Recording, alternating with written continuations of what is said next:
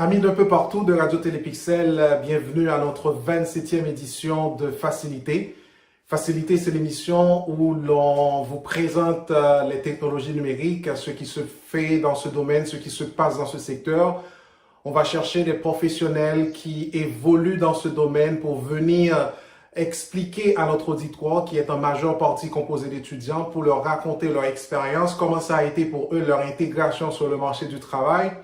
Et la plupart du temps aussi, on reçoit aussi les étudiants qui s'introduisent sur cette plateforme pour nous parler de leur expérience en tant qu'étudiants.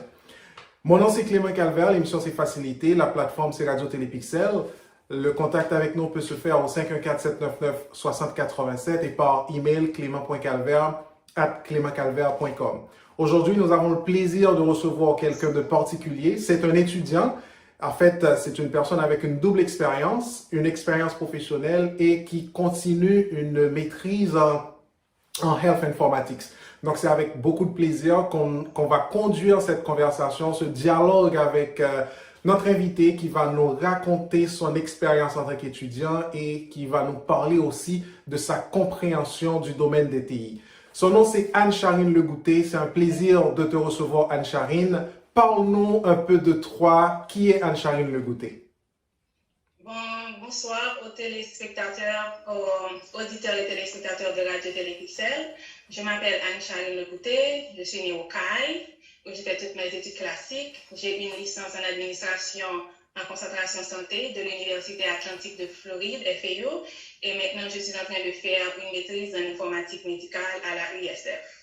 Excellent. Je vais commencer par la fin de ta réponse, Anne-Charine, en train de compléter une maîtrise en Health Informatics dans le sud de la Floride. Anne-Charine, ça a été quoi ta motivation d'aller compléter une maîtrise en Health Informatics? Dites-nous. À vrai dire, il n'y a pas de raison spéciale. Je savais que je voulais faire une maîtrise, mais je ne savais pas exactement dans quel secteur. Mais j'hésitais entre la santé publique et les informatiques médicales. Mais à la fin, j'ai choisi les informatiques médicales. OK, excellent. Informatique médicale, Health Informatics. Charine, assez souvent, il y a beaucoup de nos auditeurs qui ont peut-être déjà entendu parler de Health Informatics. Est-ce que tu peux nous dire en des termes clairs en quoi consiste exactement ce domaine d'études? Health Informatics, c'est un domaine d'études qui utilise la technologie pour organiser, analyser, gérer et utiliser les informations pour améliorer les soins de santé. Nous développons des solutions basées sur les données pour améliorer la santé des patients. Donc, les professionnels de l'informatique, de la santé vont utiliser leurs connaissances, que ce soit des soins de santé, des systèmes d'information pour stocker, pour interpréter et gérer les données générées lors de la prise en charge d'un patient. Corrige-moi si j'ai tort. Fait que on fait l'association entre les technologies et les pratiques médicales pour essayer de définir des patterns, de modéliser par rapport à une base d'informations, une base de données que l'on a pour arriver à de très vrais résultats. Donc, en termes clairs, c'est ça l'informatique, pas l'informatique médicale, mais Health Informatics. Charine, puisqu'on parle de données, de modélisation, d'interprétation, de collection de données, c'est quoi tes compétences en TI qui justifient que tu veux aller dans cette aventure pour compléter une maîtrise en informatique de la santé, si je peux dire de cette façon? C'est quoi tes compétences en TI? Ok, donc je vais te dire ça une fois pour toutes, parce qu'il y a beaucoup de personnes qui me demandent si elles doivent savoir la programmation ou la mise en réseau. Dans ce domaine, il n'est pas impératif d'avoir une connaissance profonde ou élargie des technologies de l'information. Okay? D'ailleurs, dans mon programme, il y a des médecins, il y a des infirmières, il y a des pharmaciens, des gens qui travaillent dans la vente d'équipements médicaux, il y a des gens qui travaillent dans la vente des logiciels de dossiers de santé électronique, il y a d'autres qui travaillent dans les assurances santé médicale. D'ailleurs, les exigences du programme ne vous demandent pas d'avoir une licence en computer science. On vous demande d'avoir une expérience dans le secteur médical. Donc, si vous avez une expérience dans le secteur santé et que vous pouvez utiliser un ordinateur, vous savez comment utiliser 2 ou 3 logiciels, vous pouvez vous intégrer dans le programme. Excellent. Ça nous aide beaucoup, cette réponse, Anne-Charine. Anne-Charine, dans des exemples concrets, selon ton point de vue, est-ce que tu peux nous dire comment penses-tu que les technologies peuvent t'aider à améliorer les pratiques médicales actuelles? Ok, donc quand vous allez chez le médecin maintenant, ou bien que vous allez à l'hôpital, vous allez voir que les personnels de santé utilisent des appareils portables, que ce soit les téléphones ou les iPads, pour enregistrer les données des patients en temps réel. Et il y a aussi des logiciels de dossiers de santé électronique qui fait que l'on peut mettre à jour les dossiers des patients et aussi vérifier les antécédents médicaux. Donc, vous n'avez pas besoin d'aller chercher dans une pile de carton si Ah, on a une petite coupure avec Charine, espérant que l'on va pouvoir reprendre la communication assez rapidement avec Charine. Charine, es-tu là? Euh, Charine? oui, Charine? oui. Ok, désolé. Il y avait une petite coupure, donc on va essayer de reprendre là où on a laissé. On parlait justement de l'approche informatique, l'approche technologique pour changer les pratiques actuelles médicales. On était à ce point-là. Oui, oui, je disais que les médecins, les personnels de santé utilisent les appareils portables pour enregistrer les données des patients en temps réel. Donc, quand vous allez chez le médecin maintenant ou que vous allez à l'hôpital, on ne va pas aller chercher dans une pile de carton, dans un folder, votre dossier. C'est déjà sur l'ordinateur, que ce soit les prescriptions, les résultats de laboratoire, tout est concentré sur l'ordinateur. Donc, cela rend le travail un petit peu plus précis, plus rapide et plus efficace. Maintenant, par exemple, si vous voulez prendre un rendez-vous médical, ce n'est pas nécessaire de composer un numéro, d'appeler un réceptionniste pour prendre un rendez-vous. Il y a une application pour chaque chose maintenant.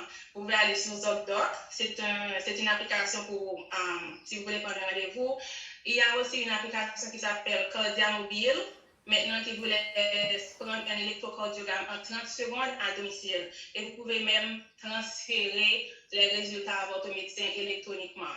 Il y a les Apple Watch, il y a les Fitbit qui vous laissent contrôler vos pas pour la journée, qui vous laissent contrôler vos nombres de calories brûlées, votre rythme cardiaque. Donc, si vous voyez que votre rythme cardiaque est en dessous de la normale, vous pouvez décider OK, maintenant, c'est le temps d'aller voir un médecin ou bien d'aller à l'hôpital immédiatement.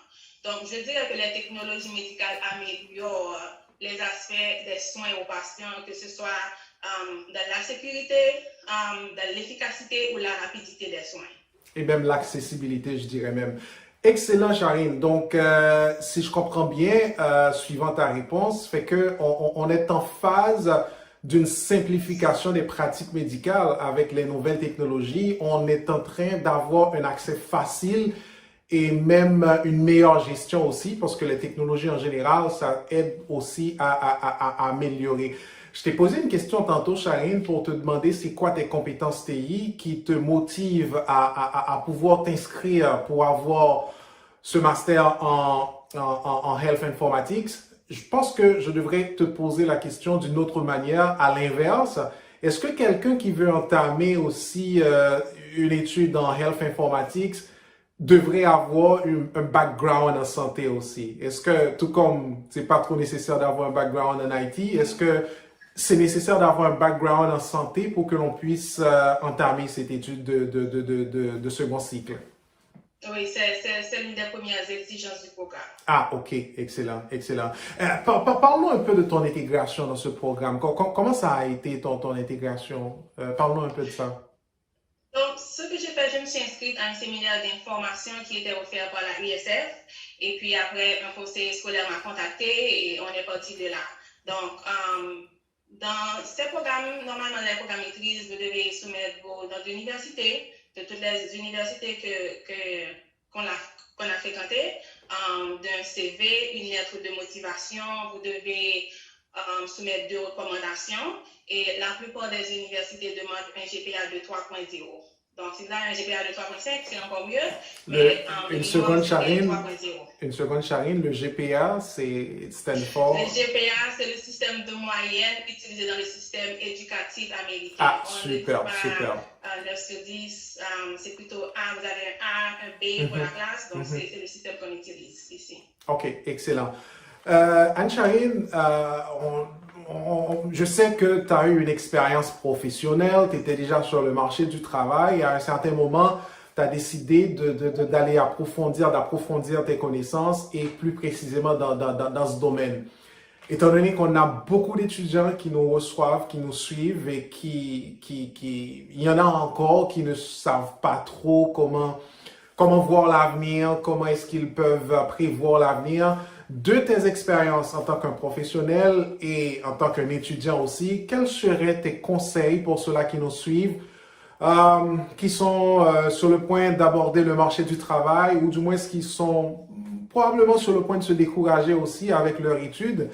Et toi, en dépit plutôt de ta vie professionnelle, tu estimes que c'est nécessaire d'aller approfondir tes connaissances. Quels sont tes conseils pour ceux-là qui nous reçoivent, pour les étudiants, en termes de motivation, je dirais? Moi, je leur dirais de garder leurs yeux sur le prix, rester focus, ok? Ne vous laissez pas distraire par les choses non importantes de ce que l'on dira. Les gens vont parler, elles ne vont jamais cesser de parler. Donc, restez focus sur le prix. Et aussi, je recommande aux étudiants de participer aux activités universitaires. C'est très important. Devenir membre des associations étudiants. Et si vous êtes un professionnel, et même si vous êtes un étudiant, vous pouvez devenir membre de 2 ou 3 associations professionnelles. Il y en a une pour chaque profession. Que vous soyez un comptable, un médecin, un ingénieur, il y a une association professionnelle pour votre profession. Donc, recherchez les associations professionnelles, devenez membre, allez aux conventions de vos associations, faites du networking, parlez aux gens, établissez vos contacts. N'attendez pas que vous êtes prêt pour le marché du travail pour commencer à faire votre networking. Commencez dès la 2e ou la 3e année universitaire. Excellent. Et tu as temps plein, Charine, dans tes études? Oui, Ah, je prends excellent. 2 classes. Je prends 2 cours. Donc, 2 cours niveau master, c'est temps plein. OK, super. Est-ce que c'est la même forme de diplomation que l'on connaît en Europe ou même ici au Canada? C'est le cycle d'études, c'est de 2 ans, c'est ça, hein, à temps complet? Oui, ça peut être moins que ça. Ah, OK. Dans mon programme, vous devez faire 32 crédits. Donc, une fois que je boucle les 32 crédits, c'est fini. Donc, si je peux prendre 4 cours, c'est bien. Si je peux prendre 6 cours, c'est bien. Mais c'est vraiment difficile. C'est un challenge. Donc, je prends 2 cours par semestre. OK. Anne-Charine, comment est-ce que ça se passe avec les études présentement? Oui, ça se passe bien, un petit peu difficile. Vous devez être un petit peu créatif, vous devez être indépendant parce que les professeurs ne vont pas vous tenir la main. Vous devez trouver des choses par vous-même sur YouTube ou sur Google. Par exemple, je me souviens que j'avais à faire un business process. J'avais fait un business process dans la vie, je ne savais pas ce que c'était, donc j'ai dû aller sur Google pour trouver ce que c'était, j'ai dû aller sur YouTube pour trouver comment faire. Et puis, le professeur nous avait recommandé d'utiliser Visio. Je n'avais jamais utilisé Visio de ma vie, je ne savais pas ce que c'était. Donc, vous devez vouloir travailler pour vous-même parce qu'il n'y a personne qui va vous aider. Donc, soyez créatif, soyez patient, soyez indépendant et puis, vous devez être OK. Tout à fait. D'ailleurs, c'est pour ça que vous aurez, quand dit vous, là, l'ensemble des étudiants en master, vous aurez un diplôme de maître. Donc, les professeurs ne vont pas vous tenir la main. Absolument. On vous met sur la piste et puis vous allez faire des recherches. C'est un niveau un peu moindre que le doctorat où vraiment on vous demande de venir avec quelque chose de nouveau. Anne-Charine, la question que j'ai pour toi maintenant, quelles sont les perspectives de carrière pour quelqu'un qui a un diplôme de Health Informatics, avec un diplôme de master en Health Informatics? Quelles sont les perspectives de carrière pour quelqu'un dans ce domaine? Donc, vous pouvez être un informatique analyste, mais si vous prenez la concentration analytique, vous allez faire beaucoup de statistiques, ok? Vous pouvez être un nurse informaticien, informatique spécialiste, informatique manager, informatique directeur. Il y a beaucoup de choses que vous pouvez faire avec une maîtrise en informatique médicale. OK, excellent. Cette conversation a été très enrichissante, Anne-Charine, je peux te le confirmer, parce que moi aussi, j'ai appris pas mal de choses. C'est vrai que j'évolue purement dans le domaine des technologies, mais je vois que il y a comme une introduction, un genre de migration des technologies de l'information vers le domaine de la santé pour faire un genre d'alliage, de mix pour améliorer ce secteur.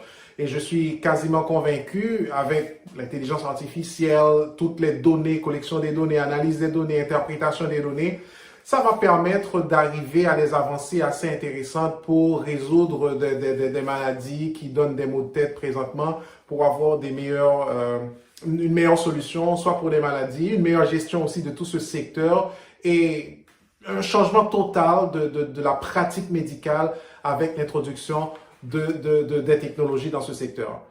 Anne-Charine, ça a été un énorme plaisir pour nous de te recevoir sur cette plateforme.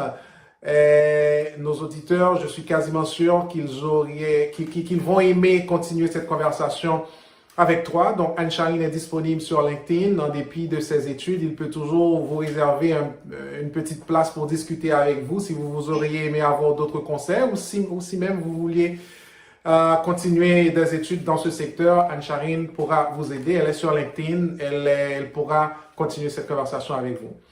Mesdames et messieurs, ça a été un énorme plaisir pour moi de vous entretenir autour de ce sujet, un sujet que l'on entend parler assez beaucoup ces temps-ci, mais on n'avait pas tous les détails avec Anne-Charine qui étudie dans ce secteur.